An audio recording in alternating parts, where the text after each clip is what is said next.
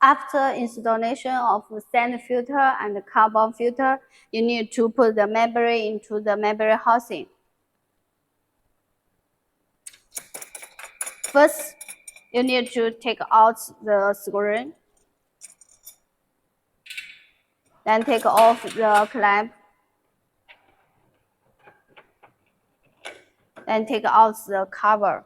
Then put the membrane into the membrane housing. If you want to put the membrane into the membrane housing, you need to pay attention to the water direction. This arrow shows the water direction. Here also shows the water direction. So if you want to put this membrane into this membrane housing, you need to put membrane like this. And for this one, the membrane should be put like this. Here you can also see this one have the black ring. This black seal show the inlet water. After you put the membrane into the membrane housing, you need to put the cover inside. And this cover need to put the black seal.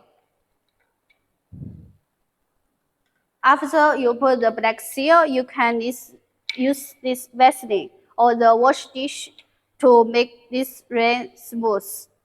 And then put the cover onto the housing. These two have 1, 2, 3, 4. Have 4 covers. All these 4 covers need to put these black rings.